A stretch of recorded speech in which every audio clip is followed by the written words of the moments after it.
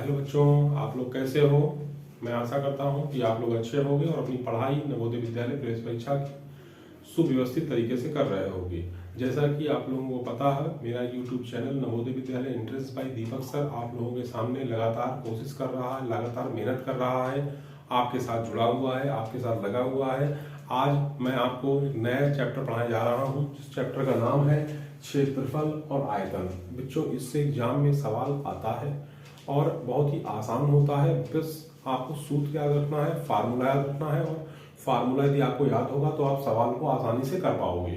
तो देखिए, सबसे पहले हमने आपको बताया कि जो क्षेत्रफल है इसको अंग्रेजी में एरिया बोलते हैं और आयतन को बच्चों वॉल्यूम बोलते हैं। कह रहा है कि आयत क्या है। आयत को अंग्रेजी में रेक्टेंगल बोलते हैं। आयत होता क्या है? आयत एक तरह का एक चतुर्भुज है जिसके आमने सामने की भुजाएं बराबर होती हैं और प्रत्येक कोण 90 डिग्री का होता है, मतलब समकोण होता है बच्चों।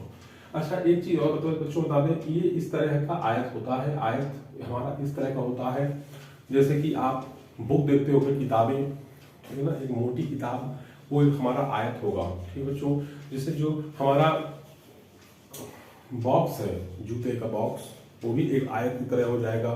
ठीक बच्चों, डेस्टर देखा होगा आपने, वो भी आपका आयत हो जाएगा। आयत में लंबाई होती है और चौड़ाई होती है। ठीक है बच्चों, तो सबसे पहली बात आती है कि आयत का क्षेत्रफल क्या होता है। बच्चों, आयत का क्षेत्रफल होता है लंबाई गुणे चौड़ाई। फिर आयत का परिमाप होता है 2 ब्रैकेट में लंबाई धन चौड़ाई। बच्चों, फिर आयत का विकर्ण होता है अंडरवुड के अंदर लंबाई का वर्ग प्लस चौड़ाई का वर्ग।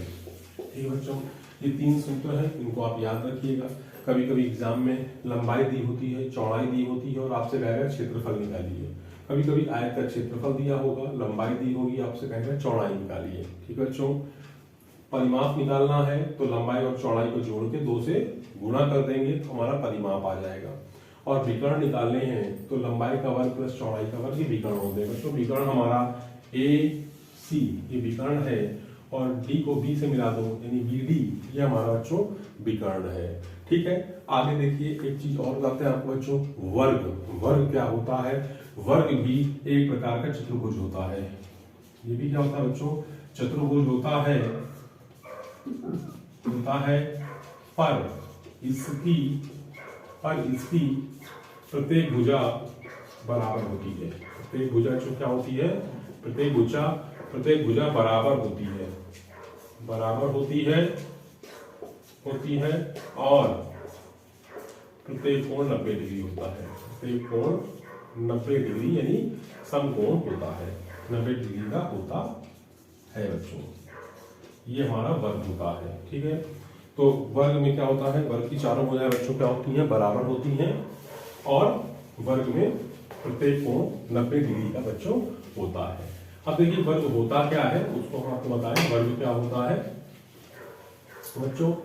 वर्ग जो है हमारा, ये हमारा बच्चों वर्ग है जिसकी चारों भुजाएं आपस में बराबर होंगी, ए बी सी और डी, यानी ए बी भुजा, ठीक है ना, ये भी भुजा है, ये भी भुजा है और ये भी भुजा है।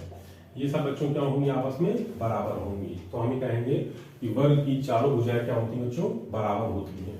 ठीक है, और एक चीज बताएं आपको बच्चों कि जो वर्ग है, वर्ग तो वर्ग का क्षेत्रफल होता है, वर्ग का परिमाप होता है और वर्ग का विकर्ण होता है बच्चों। उसी तरह से जैसे आपका आयत का परिमाप होता है, आयत का क्षेत्रफल होता है, उसी तरह से आपका वर्ग का भी क्षेत्रफल होता है। तो वर्ग का क्षेत्रफल होता है बच्चों भुजा की घात 2। वर्ग का परिमाप होता है 4a। 4a मतलब 4 गुणे भुजा। ठीक है बच्चों, वर्ग का विकर्ण होता है बच्चों क्या? a √2। ठीक है बच्चों, यानी a मतलब भुजा, a मतलब भुजा। यदि मान लेते हैं भुजा a है तो सूत्र a √2 हो जाएगा। यदि भुजा ने नहीं माना तो भुजा √2 लिखेंगे। ठीक है बच्चों, तो ये वर्ग होता है हमारा। ठीक है, आप याद रखिएगा, ये भी एग्जाम में पूछा जाता है वर्ग। इसी तरह से त्रिभुज होता है हमारा बच्चों। देखिए, त्रिभुज क्या होता है? त्रिभुज, तो त्रिभुज की बात करते हैं। त्रिभुज क्या होता है? 3 रेखाओं तीन रेखाओं से घिरी आकृति, बच्चों तीन रेखाओं से घिरी आकृति क्या कहलाती है? त्रिभुज कहलाती है। त्रिभुज कहलाती है, ठीक है ना। तो प्रत्येक इसका एक कोण 90 डिग्री होता है, एक कोण 90 डिग्री होता है, उसे हम बच्चों त्रिभुज बोलते हैं। देखिए ये हमारा त्रिभुज है, ठीक है ना, ए बी और सी। देखिए एक कोण 90 डिग्री है, ठीक है। और देखिए तीन रेखाएं हैं, ये तीनों रेखाओं से घिरी आकृति है, जिसे हम क्या बोलेंगे बच्चों? त्रिभुज बोलेंगे। अब देखिए त्रिभुज में भी इसी तरह से त्रिभुज का क्षेत्रफल होता है, त्रिभुज का क्षेत्रफल। तो बच्चों त्रिभुज का क्षेत्रफल क्या होता है? 1/2 लंबाई गुणे आधार, ठीक है बच्चों, ये त्रिभुज का क्षेत्रफल होता है। त्रिभुज का विकर्ण क्या होगा? तो त्रिभुज का विकर्ण होता है लंबाई का वर्ग प्लस चौड़ाई का वर्ग, ठीक है ना। ये त्रिभुज का विकर्ण बोल सकते हैं, त्रिभुज का विकर्ण, ठीक है बच्चों। और त्रिभुज का परिमाप क्या होगा? त्रिभुज का परिमाप होगा, ये होगा ए बी सी और सी ए। तीनों भुजाओं का क्या हो जाएगा बच्चों? आइए बच्चों आगे चलते हैं। तो ये त्रिभुज का हमारा त्रिभुज था, उसके बारे में आपको बताया। अब इस तरह से घन होता है बच्चों, फिर घनाभ होता है, सूत्र, ठीक है ना। ये हमारे अभी तक जो मैंने तुम्हें आपको सूत्र बताए बच्चों, ये सब क्षेत्रफल के सूत्र थे, क्षेत्रफल के। और दूसरे होते हैं आयतन के। बच्चों क्षेत्रफल और आयतन की कब हम क्षेत्रफल निकालते हैं, कब आयतन निकालते हैं, अब इसकी बात भी कर लेते हैं। जो 2 डायमेंशनल इमेज होती है बच्चों, तो you will be find out the 2 dimensional image, then you will find the area only. बच्चों 2 डायमेंशनल एरिया कौन से होते हैं? बच्चों 2 डायमेंशनल एरिया वो होते हैं जिसमें हमारा x और y दो प्लेन हो, उसे हम 2 डायमेंशनल बोलेंगे, 2D, ठीक है ना, 2D प्लेन। इसको हम लोग यदि बोलना चाहे हिंदी में तो बोलेंगे द्वि, ठीक है ना। और डायमेंशन होती है बीमा बोलते हैं इसको। फिजिक्स में आप पढ़ोगे, जब 11th 12th क्लास में पहुंचोगे तो फिजिक्स में आप डायमेंशन पढ़ोगे। तो द्विदिशात्मक, ये द्विदिशात्मक, ठीक है ना, प्लेन होता है। प्लेन को हिंदी में समतल बोलते हैं। उस पर आप ड्रॉ करें कोई आकृति, उसको हम लोग 2D प्लेन बोलते हैं। और आप इसमें you will find only area, ठीक है ना, पेरीमीटर, ठीक है ना, डायगोनल, ठीक है, क्षेत्रफल, परिमाप और विकर्ण, आप इसको फाइंड आउट कर सकते हो यदि आपकी बात की जाएगी 2D प्लेन की। और जब 3D की बात की जाएगी, ये 2D प्लेन था, ठीक है ना, 2D प्लेन। आप इसको पढ़ोगे बच्चों, अभी आप क्लास 6 में हो, छोटी क्लास है, और जब आप बड़ी क्लास में पहुंचोगे तो आप इनके बारे में भी पढ़ोगे। ये 3D प्लेन होता है बच्चों। इसमें जो x प्लेन है, y प्लेन है, और एक और प्लेन होता है जिसे बोलते हैं z प्लेन। तो ये बच्चों हो गया 3D प्लेन, 3 दिशात्मक समतल, ठीक है ना। तो इनके बारे में आप पढ़ोगे। अब आजकल जो कैमरे आ रहे हैं वो 3D आते हैं।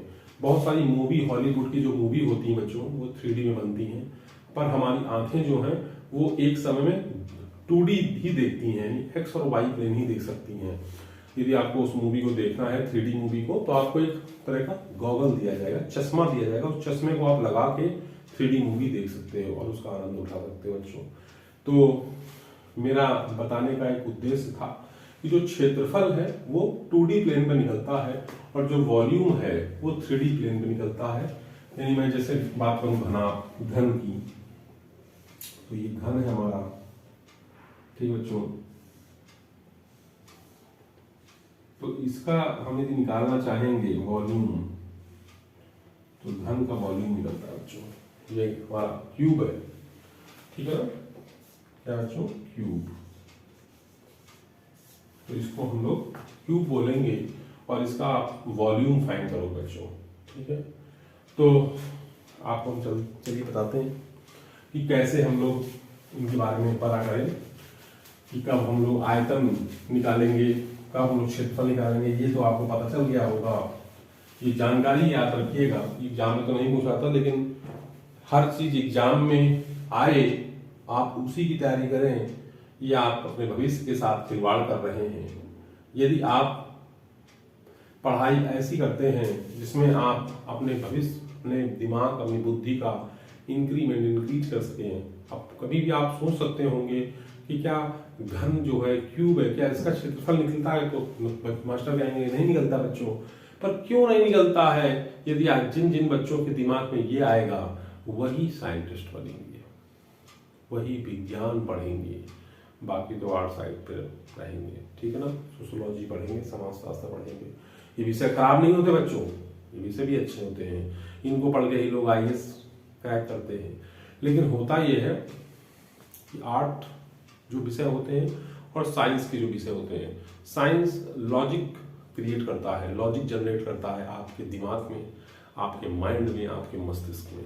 और आर्ट साइड जो है वो लॉजिक नहीं डेवलप करता, इमेजिन डेवलप करता है, इमेजिनेशन डेवलप करता है। कल्पना में आप चले जाएंगे, मोहनजोदड़ो एक सिविलाइजेशन थी, तो आपको कल्पना करनी पड़ेगी, हाँ थी। हमने कभी मोहनजोदड़ो कभी गए आप? ठीक है, नहीं गए, ठीक है ना। किताबों में देखा होगा, इसकी साइट है मोहनजोदड़ो की, जो हमारे पाकिस्तान में है, ठीक है बच्चों, पंजाब प्रांत है, वहाँ पर है। चलिए, वो तो हिस्ट्री है और सिविक्स है, वो एक अलग सब्जेक्ट है। हर एक सब्जेक्ट अपने आप में इंपॉर्टेंट है बच्चों। तो मैं इस पर चल रहा था, क्यूब जिसे बोलते हैं घन, क्यूब, ठीक है बच्चों, घन। तो इसके बारे में बात करते हैं। जो घन हमारा होता है, ठीक है बच्चों, उसकी बात करते हैं। तो देखिए, क्यूब में क्या होता है बच्चों? वॉल्यूम होता है, यानी कहें घन का आयतन क्या होगा। तो घन का आयतन बच्चों होता है, जैसे भुजा में क्या होता था कि भुजा का हम वर्ग करते थे, क्योंकि यहाँ पर 2 होती थी, और घन में क्या होगा 3, तो भुजा का क्यूब लिखेंगे, यानी घन का आयतन हो गया बच्चों ये। अब बात करते हैं, आगे चलते हैं। तो घन का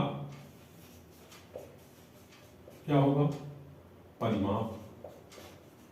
बच्चों घन का परिमाप भी होता है, तो होगा 6 से 6 गुणे भुजा। क्या होगा बच्चों? 6 गुणे भुजा, ये घन का परिमाप होगा। फिर घन का विकर्ण भी होता है उसी तरह से सब, ठीक है ना। घन का विकर्ण तो क्या होता है बच्चों? भुजा गुणे √3। ये हमारा घन के बारे में बच्चों आप याद रखिएगा, ये हमारी भुजा है, ठीक है ना। ये A है, ये B है, ये C है, ये D है, ये E है, ये F है, ये G है, ये H है, ये I है, ये J है, ठीक है बच्चों। तो आप याद रखिएगा, ये हमारा घन होता है, आप इसको याद रखिएगा। इस तरह से एक होता है घनाभ, जिसको हम बोलते हैं घनाभ, इसको बोलते हैं क्यूबॉइड, CU, ठीक है बच्चों, BOID, क्यूबॉइड। इसमें भी होता है, एक क्यूबॉइड है हमारा। इसमें क्या होगा? आइए इसके बारे में देखते हैं। ये तो घन था। अब घनाभ के बारे में बच्चों आइए बात करते हैं। आज के सूत्र सारे कर लेते हैं बच्चों, फिर कल से इसके सारे न्यूमेरिकल कर डालेंगे, यानी सारे इसके सवाल कर डालेंगे। तो घनाभ की बात करते हैं। इसकी बात करते हैं बच्चों, घनाभ। तो देखिए क्यूबॉइड की बात करते हैं। देखिए क्यूबॉइड में क्या होगा?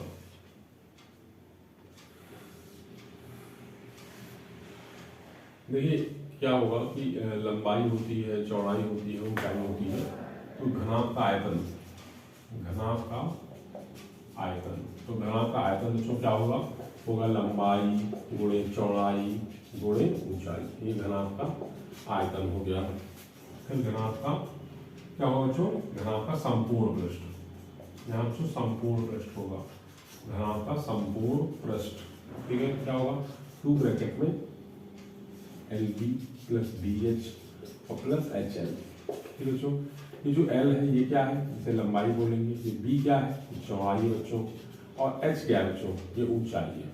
ठीक है, आप याद रखिए क्यूब ब्रैकेट में L B plus B H plus H L. घनाभ का अभिकर्ण होगा तो होगा अंडर के अंदर लंबाई का वर्ग प्लस चौड़ाई का वर्ग और प्लस ऊंचाई का वर्ग। बच्चों इस सूत्रों को याद करना पड़ेगा, आप याद करोगे तो आपके सवाल आसानी से हो जाएंगे, और सूत्र याद नहीं होगा तो आपको फिर दिक्कत होगी बच्चों। तो मैंने आपको ये सूत्र बताए आज, यहाँ तक घन घनाभ ये सब बता दिया। आज के लिए इतना ही रखते हैं बच्चों, टाटा बाय बाय। और आपको ये चैनल में कैसा कंटेंट लगा मुझे कमेंट करिएगा। आज के लिए इतने रखते हैं, गुड नाइट।